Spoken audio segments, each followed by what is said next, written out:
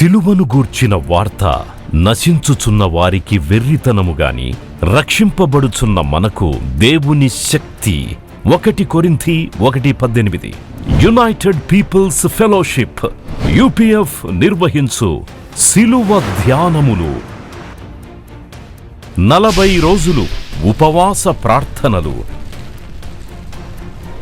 2026 ఫిబ్రవరి 23వ తారీఖు నుండి ఏప్రిల్ 3వ తారీఖు వరకు ఉదయం 4 గంటల నుండి ఉదయం 7 గంటల వరకు Mennonite brother and Bethel church, mission compound, Golconda cross roads, Musheerabad, Hyderabad.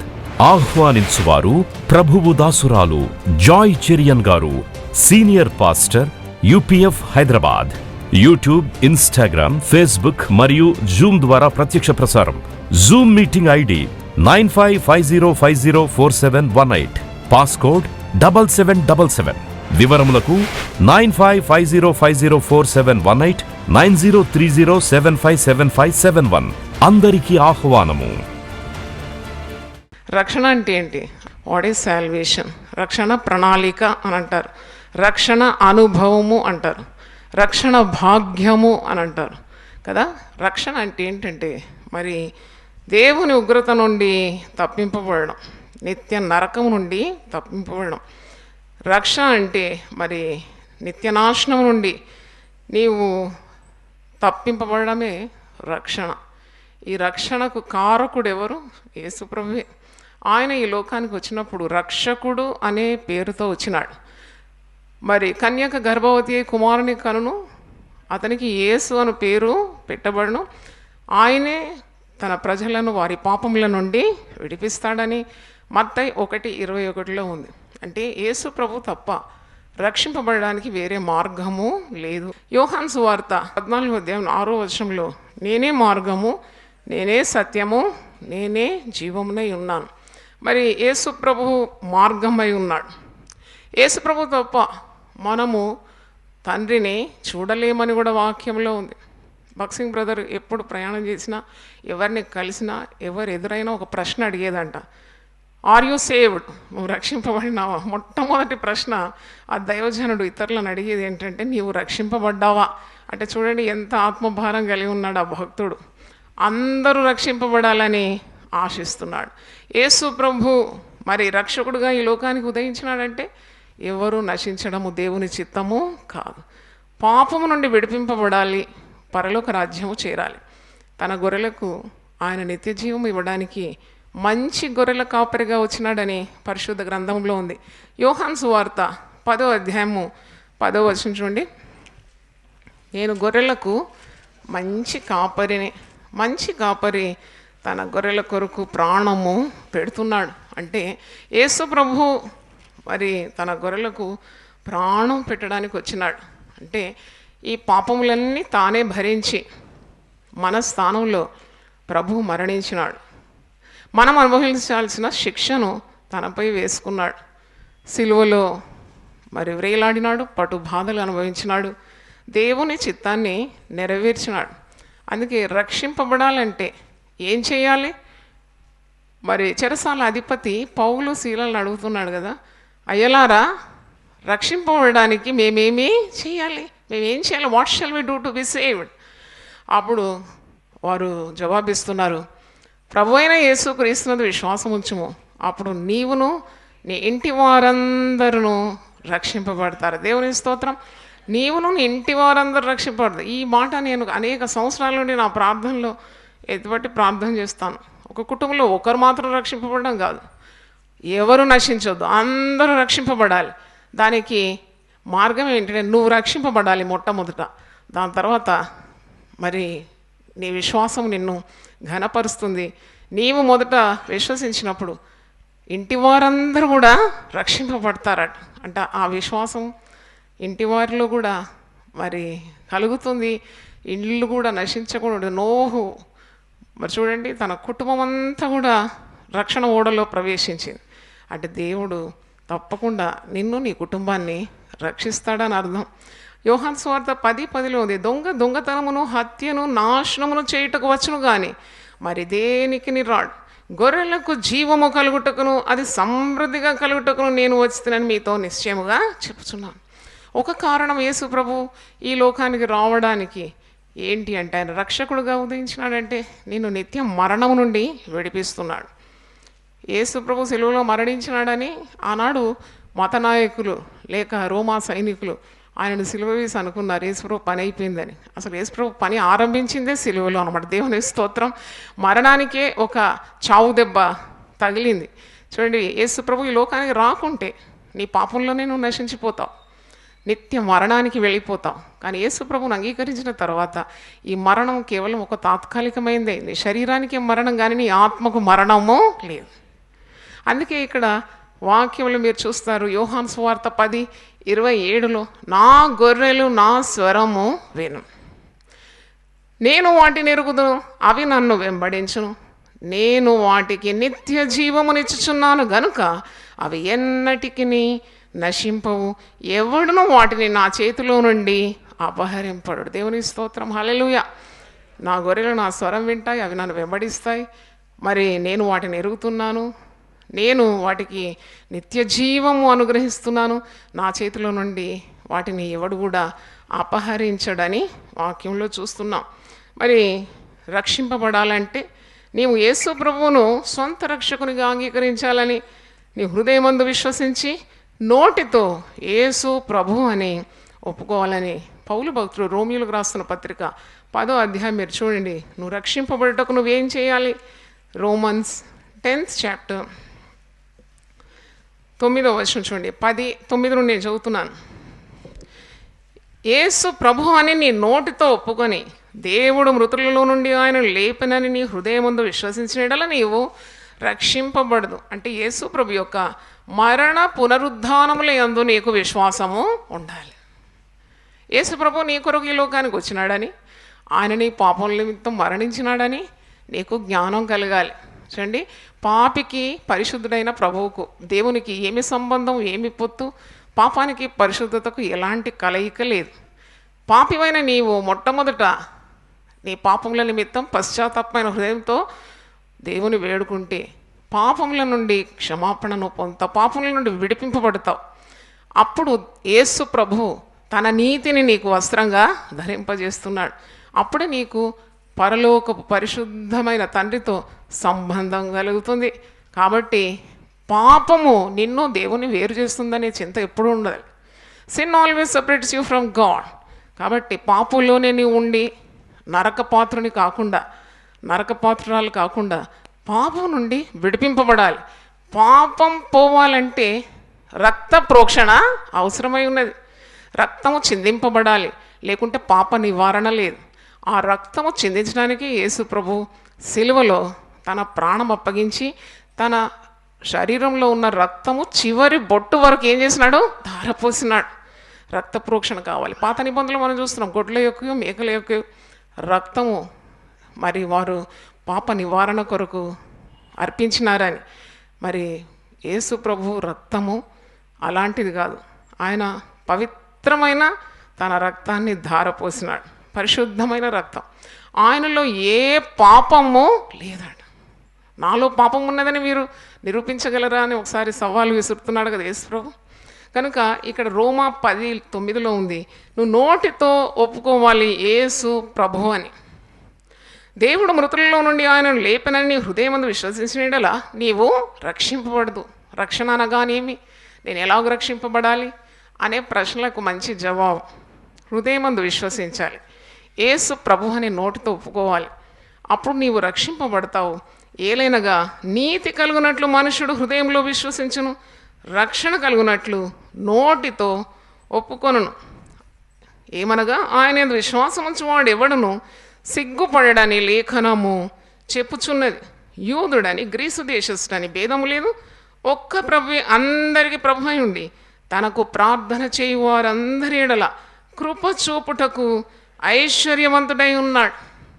అన్ని జాతుల్లో నుండి, అన్ని మతాల్లో నుండి, వేరు మార్గాల్లో నుండి యేసు ప్రభు దేవుడని ఒప్పుకుంటున్నారు. అందుకే సర్వలోకమునకు ఈ సువార్త అందింపబడుతుంది. అటు తర్వాతనే అంతము వస్తుంది. యేసుప్రభు పునరుద్ధరణైన తర్వాత శిష్యులతో అంటున్నాడు, మీరు వెళ్ళండి, సర్వలోకానికి వెళ్ళండి, సర్వ సృష్టికి సువార్త అందించండి, నమ్మిన వారికి మీరు బాప్తిసం ఇవ్వండి, నమ్మినవాడు రక్షింపబడతాడు, నమ్మని వానికి శిక్ష విధింపబడుతుంది. ఎంత స్పష్టంగా ఉంది. కనుక ఇక్కడ దేవునికి ప్రార్థన చేయి ప్రతివాడు, యేసు నామములో వేడుకునేవాడు రక్షింపబడుతున్నాడు.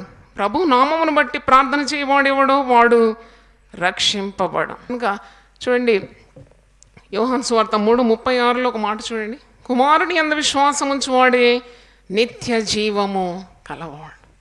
నిత్య జీవం పొందుటకు నేనేమి చేయాలి అని మరి నికోదేము వచ్చి అడుగుతున్నాడు కదా యేసు ప్రభు దగ్గర రాత్రి వేళ, ఎవరు చూడనప్పుడు వచ్చి, నాకు నిత్య జీవం కావాలి, దానికి నేనేం చేయాలి? ఒకడు ఆత్మ మూలంగాను నీటి మూలంగాను జన్మిస్తేనే కానీ నిత్య జీవానికి వారసుడు కాడని సెలవిస్తున్నాడు.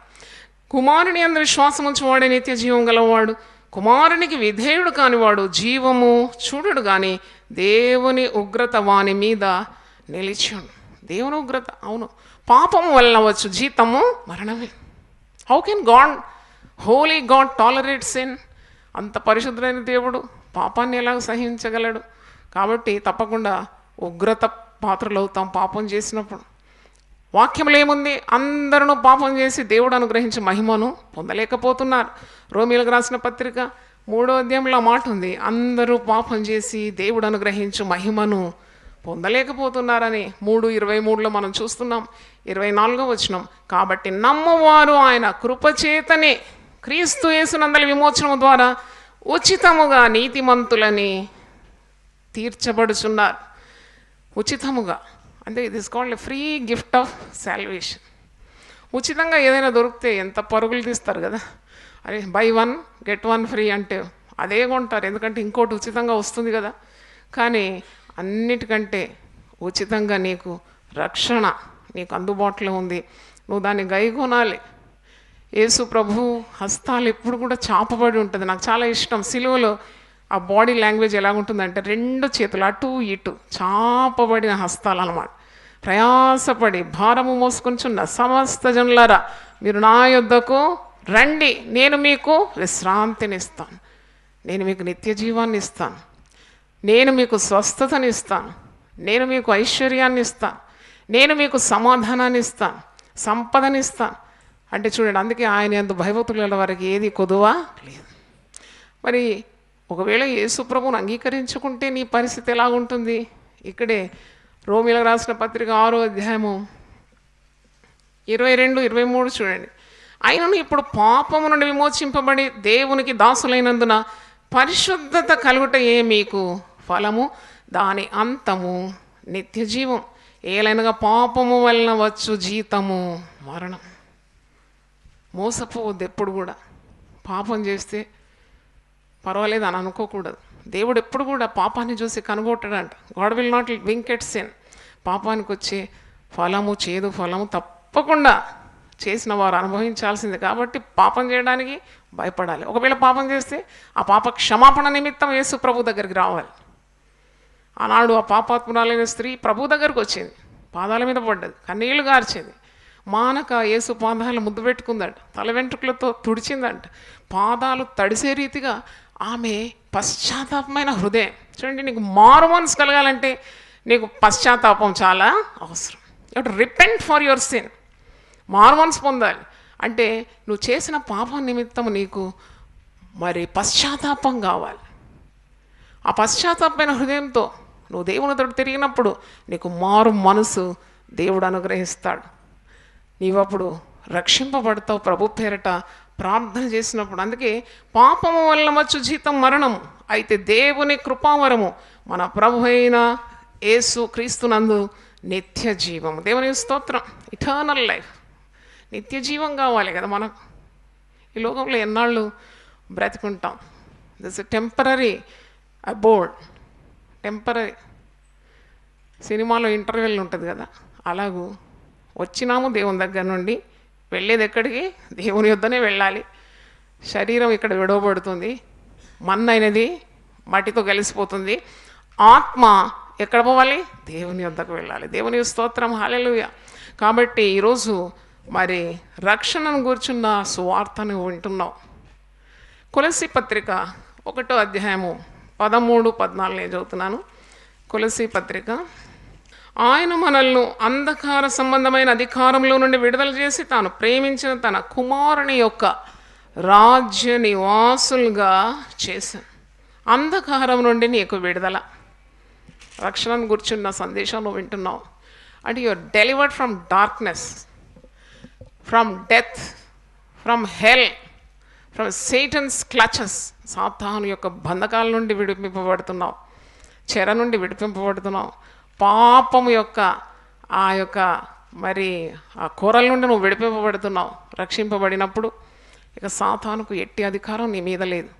అందుకే అంటాడు యేసు ప్రభు, విలువ పట్టి మీరు కొనబడిన వారు, మీ దేహము దేవుని ఆలయం, పరిశుద్ధాత్మక నిలయం. కాబట్టి ఈ దేహంతో నువ్వు పాపం చేయకూడదని హెచ్చరికలు మనం లేఖనాల్లో చూస్తున్నాం. అంటే మనకు విలువ ఉన్నది. యేసు ప్రభువు తన స్వరక్తం ఇచ్చి మనల్ని ఏం చేసినాడు? సంపాదించుకున్నాడు. మరణం నుండి, నరకం నుండి, నిత్యనాశనం నుండి, దేవుని ఉగ్రత నుండి, రోగము నుండి, పాపము నుండి, శాపం నుండి విడిపింపబడమే రక్షణ. దేవునికి స్తోత్రం, హల్లెలూయా. రక్షింపబడుతున్నాం అన్నమాట. మత్తయి సువార్త 13వ అధ్యాయంలో 47వ వచనం నేను చదువుతున్నాను.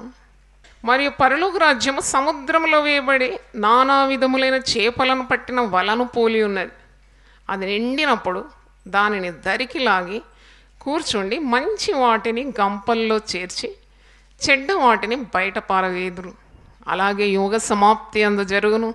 దేవదూతలు వచ్చి నీతిమంతుల్లో నుండి దుష్టులను వేరుపరిచి వీరిని అగ్ని గుండములో పడవేదురు. అక్కడ ఏడుపును పండ్లు కొరుకుటయు ఉండు. ఎంత బాగా ఉపమానం యేసు ప్రభు చెప్తున్నాడు కదా. పరలోక రాజ్యం అంటే సముద్రంలో వేయబడిన నానా విధములైన చేపలను పట్టిన వలను పోలి ఉంది.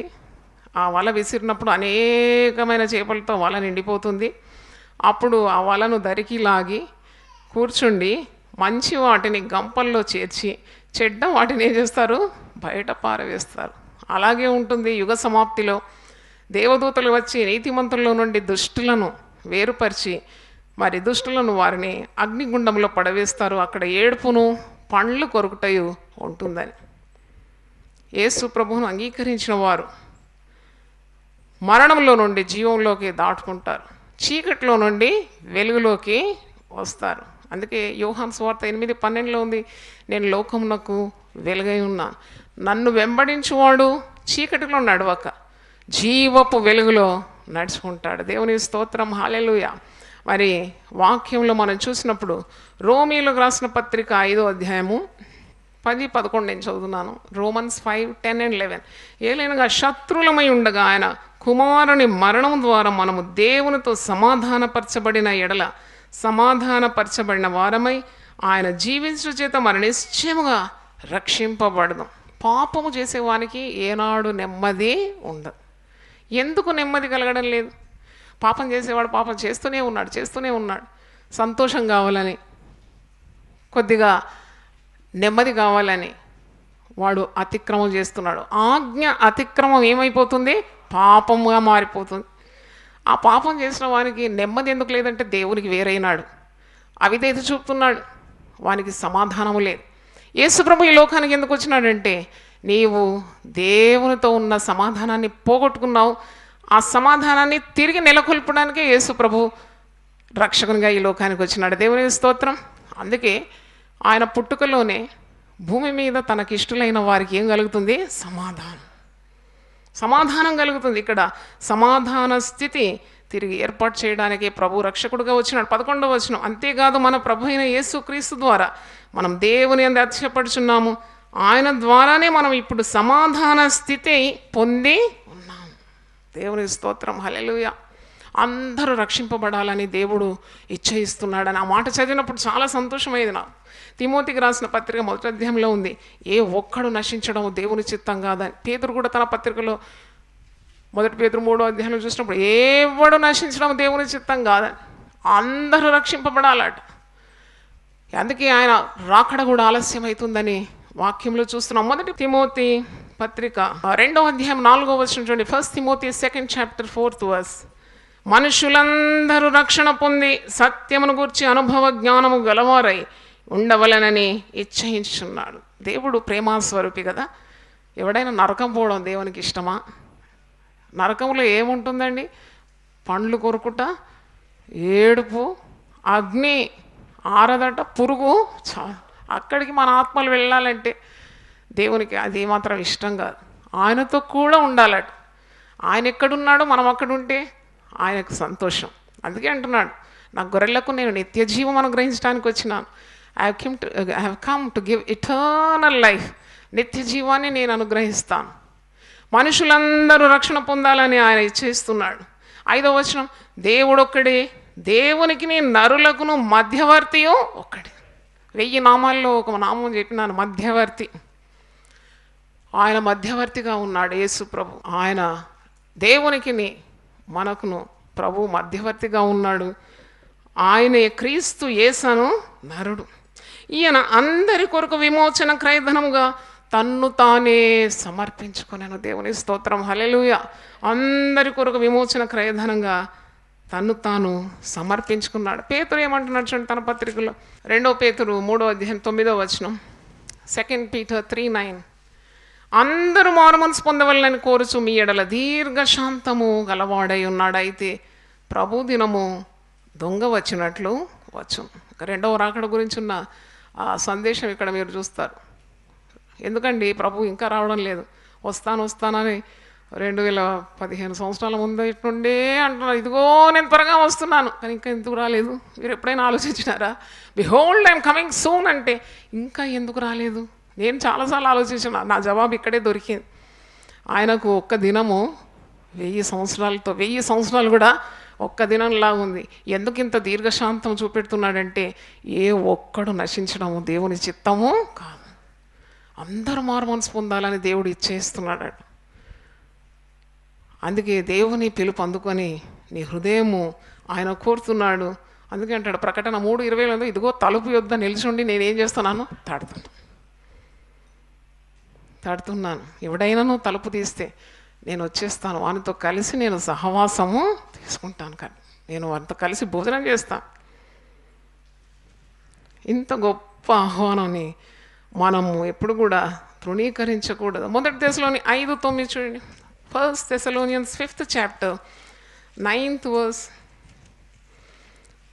ఇక్కడ కూడా ప్రతి ఒక్కరు కూడా మారు మనసు పొందాలి, ఇది దేవుని చిత్తం, ఇలాగూ నియమింపబడింది అని మనం చూస్తున్నాం. ఎందుకనగా మన ప్రభు అయిన యేసు క్రీస్తు ద్వారా రక్షణ పొందుటకే దేవుడు మనలను నియమించిన. 1 దశలోని 5:9 నేను చదువుతున్నాను. ఎందుకనగా మన ప్రభు అయిన యేసు క్రీస్తు ద్వారా రక్షణ పొందుటకే దేవుడు మనల్ని నియమించిన, కానీ ఉగ్రత పాలగుటకు నియమింపలేదు. సంతోషం కదా. God doesn't want us to end in disaster, end in destruction, end in hell fire. ఆ నరకం నుండి, అగ్ని నుండి తప్పించుకోవాలంటే యేసంటున్నాడు నేనే మార్గం, ఇంకో మార్గం అంటూ లేదు. భూదిగంత నివాసులారా మీరు నా వైపు చూచి రక్షణ పొందుడి, నేనే దేవుడను, నేను తప్ప మరి ఒక దేవుడు లేడు. చప్పట్లు కొట్టి దేవుని స్తుతిద్దాం. నేనే దేవుడా. ప్రతి మోకాలు నా ఎదుట వంగుతుంది, ప్రతి నాలుక నన్ను మహిమపరుస్తుంది. దేవుని స్తోత్రం. ప్రకటన గ్రంథం చదువుతున్నప్పుడు కూడా చాలా సంతోషం కలిగింది. ప్రకటన 20:15 వచనంలో రక్షింపబడని వారు పరలోక రాజ్యము చేరలేరు, వారి పేర్లు జీవగ్రంథములో వ్రాయబడలేదు కాబట్టి పరలోకంలో వారికి ప్రవేశం లేదని ఖచ్చితంగా ఇక్కడ ఉంది. ప్రకటన 20:15, ఎవని పేరైనను జీవగ్రంథమందు వ్రాయబడినట్టు కనబడని యెడల వాడు ఎక్కడ పడవేయబడతాడు? అగ్ని గుండములో పడవేయబడతాడు. కనుక దేవుని ఉగ్రత నుండి మనము విడుదల పొంది తిరిగి దేవునితో సమాధాన స్థితి పొందాలంటే తప్పకుండా రక్షింపబడాలి. పేతురు తన ప్రసంగంలో అంటున్నాడు కదా, అపోస్తల కార్యం 4వ అధ్యాయం ఒకసారి చూడండి. పేతురు దీర్ఘమైన ప్రసంగం చేస్తున్నాడు. ఎంత ధైర్యం! పిరికివాడైన పేతురు పరిశుద్ధాత్మ పూర్ణుడై దీర్ఘంగా ప్రసంగిస్తున్నాడు. ఏమంటున్నాడు? అపోస్తల కార్యం 4:12, మరి ఎవని వల్లనూ రక్షణ కలగదు. ఈ నామముననే మనము రక్షణ పొందవలని కానీ ఆకాశం క్రింద మనుషుల్లో ఇయ్యబడిన మరి ఏ నామమున రక్షణ పొందలేము. రక్షణ పొందుటకు నేనేమి చేయాలి? చెరసాల అధిపతి అడుగుతున్నాడు కదా, ఎలారా రక్షణ పొందుటకు మేమేమి చేయాలి? ఏం జవాబిస్తున్నాడు పౌలు? ప్రభువైన యేసుక్రీస్తునందు విశ్వాసం ఉంచుము, అప్పుడు నీవును నీ ఇంటి వారందరూ రక్షింపబడతారు. దేవుని స్తోత్రం, హల్లెలూయా. ఇదో ఎవరి వల్ల కూడా రక్షణ లేదు. మనం రక్షణ పొందడం కానీ ఆకాశం క్రింద మనుషులు ఇవ్వబడిన మరి ఏ నామమున రక్షణ పొందలేం. కాబట్టి నీవు అందుకున్న వెలుగు మంచం కింద కుంచం కింద పెట్టకుండా అది అందరూ చూసి నిమిత్తం నువ్వేం చేయాలంట? ఎత్తి పట్టుకోవాల. వెలుగంటే రక్షణ, ఇంకేముంది? వెలుగంటే యేసును కూర్చున్న సువార్త ప్రకటించాలి. దేవునికి స్తోత్రం. రక్షింపబడని వారి కొరకు విజ్ఞాపన చేయాలి. తిరుగుబాటు చేసిన వారి కొరకు దేవుడు ఏం చేసినాడు? యేసుప్రభు ఏం చేసినాడట? విజ్ఞాపన చేసినాడు. ఆయన మన కొరకు సిలువలో తన ప్రాణాన్ని ఇచ్చినాడు క్రయధనంగా, రక్తాన్ని ధారపోసినాడు. రక్తము చిందింపని ఎడల పాప క్షమాపణ కలగడం అసాధ్యం. అందుకే రక్త ప్రోక్షణ, ఆయన రక్తాన్ని ఇచ్చినాడు అన్నమాట మన పాప నివారణ కొరకు. ఆయన ప్రభు అని నీ హృదయంలో ఒప్పుకొని, హృదయంలో విశ్వసించి నోటితో ఒప్పుకున్నప్పుడు నువ్వేమవుతున్నావు? రక్షింపబడుతున్నావు. దేవునికి స్తోత్రం, హల్లెలూయా. తలలు వంచండి, ప్రార్థన చేసుకుందాం. ప్రభువా, నీ పరిశుద్ధ నామమునకు స్తోత్రం. గొప్ప దేవా, రక్షణ అనగా ఏమి అనే సందేశాన్ని ఈరోజు నీ దాసనాల ద్వారా ఈ సంఘానికి మరి టీవీ ద్వారా అనేక మంది అన్యులకు మీరు అందించినందుకు వందనాలు చెల్లిస్తున్నాను. నేను రక్షణ పొందుటకు ఏమి చేయాలి? What shall I do to be saved? అవును తండ్రి, నువ్వు మార్గము సత్యము జీవమై ఉన్న దేవుడు అని ఈరోజు బయలుపరిచినావు తండ్రి. వందనాలు తెలియజేస్తున్నాను ప్రభువా. ఈ యొక్క వాక్యము మా చెవులకు వినిపించినావు ప్రభువా. ఎంతోమంది వాక్యం లేకుండా నశించిపోతున్నారు. ఇంకా రానున్న కరువు ధాన్యం కొరకు కాదు, దేవుని వాక్కుల కొరకున్న కరువు రాబోతుందని ఆమోసు తన గ్రంథంలో 1000 సంవత్సరాల ముందే ప్రవచించినాడు. కాబట్టి ఈ రక్షణ వాక్కులను సందేశాన్ని విని హృదయాన్ని ప్రభువుకు అర్పించి, ఆయన నువ్వు ప్రభు అని హృదయంలో విశ్వసించి నోటితో ఒప్పుకొని నీ పేరిట ప్రార్థించినప్పుడు రక్షింపబడతారనే సందేశాన్ని వారు గైకొనుటకు సహాయం దయచేయండి. ఇదిగో నీ తలుపు యొద్ద నిల్చుండి తట్టుచున్నాను. ఎవడైనా నా స్వరం విని తలుపు తీస్తే నేను వాని యొద్దకు వచ్చి మరి కలిసి భోజనం చేస్తానని, అంటే సహవాసము ఇస్తానని నువ్వు వాగ్దానం చేసిన దేవుడు. ఎవరు నశించడం నీ చిత్తం కాదని మీరు మాట్లాడినారు. మనుషులందరూ రక్షింపబడి నిత్య జీవం పొందుకోవాలని నువ్వెంతో ఇచ్చేస్తున్నావని మేము వాక్యం నుండి మేము చదివినాం. గొప్ప దేవుడు తండ్రి, ఈరోజు రక్షణ పొందిన వారి కొరకు ప్రత్యేకంగా ప్రార్థిస్తున్నాను. వారిని నీ మార్గంలో నడిపించండి. నువ్వు జీవము సమృద్ధి అయిన జీవం ఇవ్వడానికి లోకానికి మంచి కాపరి వలె వచ్చి నీ ప్రాణమే క్రయధనంగా పెట్టినందుకు వందనాలు తెలియజేస్తున్నాను ప్రభువా. నీ గొర్రెలకు నిత్య జీవం నేను అనుగ్రహిస్తానని సెలవిచ్చిన దేవుడు. ఇదిగో ప్రభువా, నీ అందు విశ్వాసం ఉంచువాడు ఎవడు నశింపక నిత్య జీవం పొందుతాడని వాగ్దానం నెరవేర్చమని, నిత్య నరకం నుండి, దేవుని ఉగ్రత నుండి, పాపము, రోగము, శాపము ప్రభువా వీటన్నిటి నుండి విడుదల మీరు దయచేసి వారి నిత్య మార్గంలో నడిపించమని యేసు నామములో అడిగి వేడుకుంటున్నాను తండ్రి, ఆమేన్. దేవుడు మనకు సమృద్ధిగా దీవించునుగా. ప్రతిదినం దేవునితో నేను. కుటుంబ వ్యవస్థలు, జీవన విలువలు అస్తవ్యస్తంగా మారుతున్న ఈ రోజుల్లో ప్రభువు దాసురాలు రెవరెండ్ డాక్టర్ జాయ్ చెరియన్ గారు దైవ దర్శనంతో ప్రభువు సన్నిధిలో కనిపెట్టి పొందిన 366 విభిన్న ధ్యానాంశములను ప్రతిదినం దేవునితో నేను అనే పుస్తక రూపంలో ప్రపంచానికి అందించారు. ఇది అనేకుల జీవితాలను ప్రభావితం చేసే ఒక విలక్షణమైన గ్రంథము. పరిశుద్ధాత్మ దేవుడు ఈ పుస్తకమును పఠించే ప్రతి ఒక్కరిని స్పృశించి శక్తితో నింపునుగాక. ఈ పుస్తకాలిప్పుడు అందరికీ అందుబాటులో ఉన్నాయి. ఈ నూతన సంవత్సరంలో దీనిని మీరు ధ్యానించండి, మీ బంధుమిత్రులకు ఆత్మీయ బహుమతిగా అందించండి. పుస్తక ప్రతుల కొరకు సంప్రదించవలసిన ఫోన్ నంబర్లు 9550504718, 9030757571.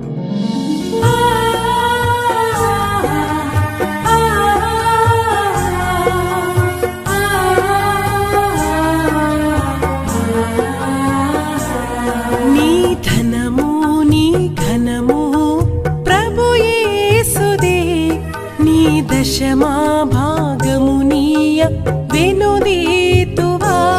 నీ ధనము నీ ఘనము ప్రభు యేసుదే, నీ దశమా భాగమునీయ వెనుదీతువా.